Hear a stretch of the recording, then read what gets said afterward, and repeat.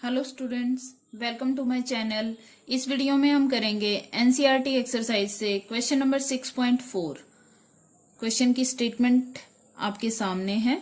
आइए इसको अंडरस्टैंड करते हैं और इसको सॉल्व करना शुरू करते हैं।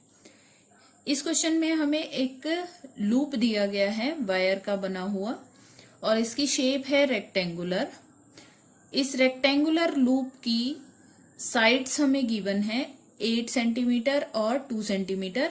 8 सेंटीमीटर लॉन्गर साइड है और 2 सेंटीमीटर शॉर्टर साइड है। या हम ये भी कह सकते हैं कि इस रेक्टेंगल की लेंथ जो है वो 8 सेंटीमीटर है और विड्थ है वो 2 सेंटीमीटर है। और इसमें एक स्मॉल कट है।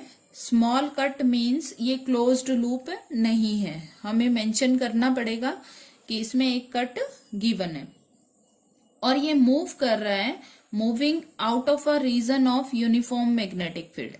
ये मूव कर रहा है एक यूनिफॉर्म मैग्नेटिक फील्ड के रीजन से, जिसकी मैग्नीट्यूड है 0.3 टेस्ला और इसकी डायरेक्शन हमें गिवन है normal to the loop. Magnetic field कैसे है? लूप के नॉर्मली है, परपेंडिकुलर है। और हमें फाइंड आउट करना है कि ईएमएफ इस कट के अक्रॉस कितना डेवलप होगा अगर लूप की वेलोसिटी 1 सेंटीमीटर पर सेकेंड हो। किस डायरेक्शन में? लॉन्गर साइड के नॉर्मली अगर मूव कराएं लूप को तो कितना ईएमएफ इंड्यूस होगा, और शॉर्टर साइड के नॉर्मली अगर हम मूव कराते हैं तो कितना ईएमएफ इंड्यूस होगा। ठीक है। और साथ ही साथ हमें ये बताना है कि ये जो इंड्यूस्ड ईएमएफ है ये कितनी देर तक रहने वाला है, मतलब कितनी देर तक परसिस्ट करेगा, कंटिन्यू करेगा। ठीक है। जीरो होने में कितना टाइम लेगा ये हमें बताना है। ठीक, तो अभी इसको विजुअलाइज कर लेते हैं। हमें एक रीजन मानना है यूनिफॉर्म मैग्नेटिक फील्ड का।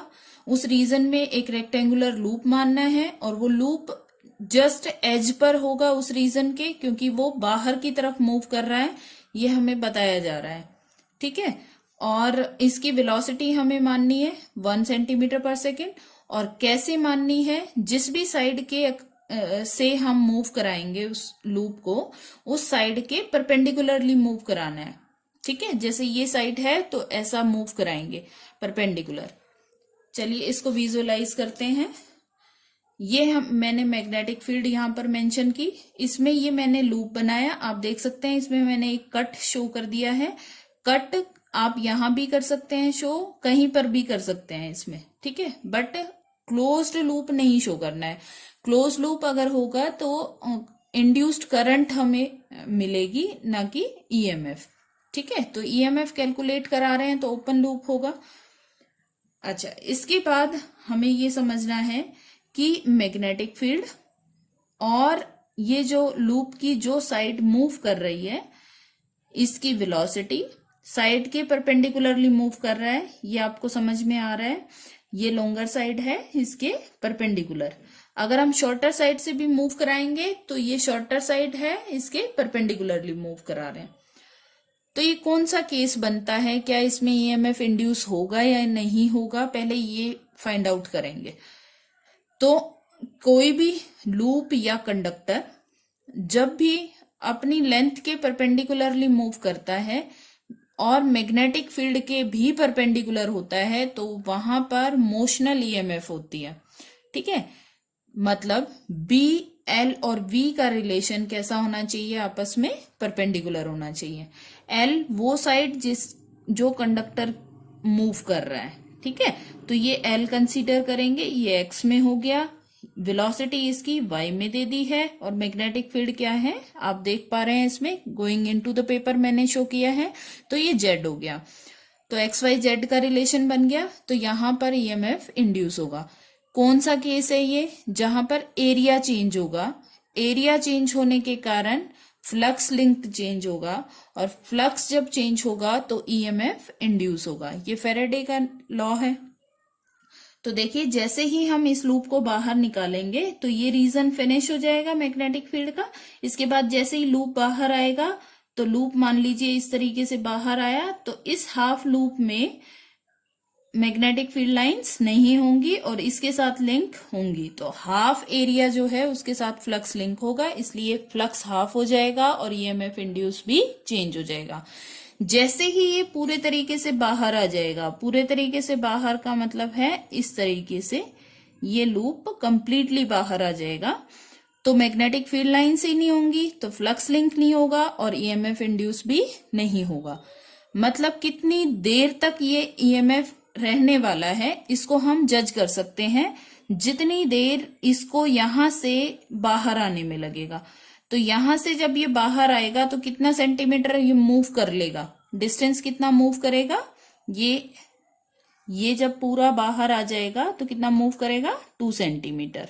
ठीक है, ये वाली साइड ये डिस्टेंस कवर्ड होगा और वेलोसिटी हमारे पास है, डिस्टेंस कवर्ड वेलोसिटी, तो हम टाइम निकाल सकते हैं कितने टाइम तक ये ईएमएफ इंड्यूस होगा। ठीक है, 0 होने में कितना टाइम लेगा ये हमें बताना है। तो स्टार्ट करते हैं। आई होप आपको ये बात समझ में आ गई है कि इमोशनल ईएमएफ का केस है, इसमें क्योंकि एरिया के कारण क्या चेंज हो रहा है, फ्लक्स चेंज हो रहा है। और फ्लक्स चेंज होने का लास्ट न्यूमेरिकल में भी मैंने आपको बताए थे 3 फैक्टर्स होते हैं, या तो बी चेंज हो, या तो ए चेंज हो, या थीटा चेंज हो। ठीक है, तो ईएमएफ इंड्यूस्ड का फॉर्मूला क्या होगा, बी एल वी। बी है मैग्नेटिक फील्ड, मैग्नेटिक फील्ड कितना है 0.3 टेस्ला। एल है ये वाला साइड ऑफ द कंडक्टर जो मूव कर रहा है, ये एल कितना है 8 सेंटीमीटर, बट सेंटीमीटर में नहीं प्लेस करना है आपको वैल्यू, एसआई सिस्टम में करनी है, इसलिए पहले इसको मीटर में कन्वर्ट करेंगे और ये हो जाएगा 0.08 मीटर। तो ये वाली वैल्यू यहां पर पुट करेंगे। v की वैल्यू है 1 सेंटीमीटर पर सेकेंड, 1 सेंटीमीटर पर सेकेंड, बट सेंटीमीटर पर सेकेंड तो इसकी सीजीएस यूनिट होती है, एसआई सिस्टम में यूनिट क्या होगी, इस सेंटीमीटर को कन्वर्ट कर लेंगे मीटर में, तो ये हो जाएगा 0.01 मीटर पर सेकेंड। तो b की वैल्यू पुट कर दी, l की वैल्यू पुट कर दी और b की वैल्यू पुट कर दी, तो ये हो गया 24 इंटू 10⁻⁵। ठीक है, इसको एनसीईआरटी में ये आंसर दिया हुआ है, इसलिए मैंने मैच करके ऐसे लिखा है, आप यहां पर भी इसको छोड़ सकते हैं आंसर को। तो ये हो गया 2.4 इंटू 10⁻⁴ वोल्ट। ठीक है, अब टाइम को कैलकुलेट कर लेते हैं। ये तो ईएमएफ इंड्यूस्ड, और ईएमएफ इंड्यूस होगी कि नहीं होगी इसकी कंडीशन आपको सबसे पहले देखनी है, बी एल और वी का रिलेशन एक दूसरे के परपेंडिकुलर होना चाहिए तीनों को, तभी ईएमएफ इंड्यूस होगा। अच्छा, यहां पर time for which EMF persist, कितनी देर तक ये रहेगा, तो ये डिस्टेंस हमारे पास कितना है 2 सेंटीमीटर, वेलोसिटी कितनी है 0.01 मीटर पर सेकेंड, तो 2 सेंटीमीटर को मैंने लिख दिया है मीटर में, 0.02 मीटर और 0.01 मीटर पर सेकेंड। इसको सॉल्व किया, ये आ गया 2 सेकेंड। तो कितने टाइम में ये ईएमएफ स्टॉप हो जाएगा, ईएमएफ इंड्यूस होना बंद हो जाएगा 2 सेकेंड्स में। ठीक है, अब बी पार्ट को सॉल्व करते हैं।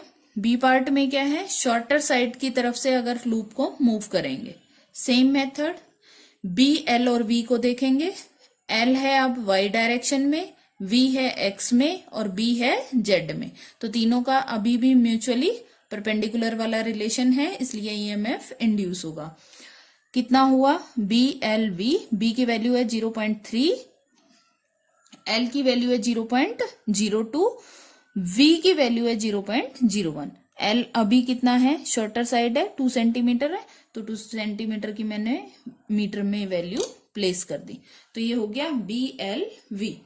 इसको सॉल्व किया तो ये हो गया 6 इंटू 10⁻⁵। इसको एनसीईआरटी से मैच करने के लिए मैंने ऐसे राइट कर दिया है 0.6 इंटू 10⁻⁴ वोल्ट। ठीक है, अभी इसी का जो सेकेंड पार्ट है कि ईएमएफ कितनी देर तक रहेगा, टाइम टेकन टू लास्ट, ये होगा डिस्टेंस अपॉन वेलोसिटी। देखो, अब जब ये वाली साइड से हम मूव करेंगे तो ये कितनी देर में बाहर निकलेगा, कितना डिस्टेंस कवर करके 8 सेंटीमीटर, तो 8 सेंटीमीटर डिस्टेंस है, वेलोसिटी है 1 सेंटीमीटर पर सेकेंड, दोनों की वैल्यू मीटर में रखनी है, एसआई सिस्टम में रखनी है, तो ये वैल्यू होगी 0.08 डिवाइडेड बाय 0.01, ये आंसर आएगा 8 सेकेंड।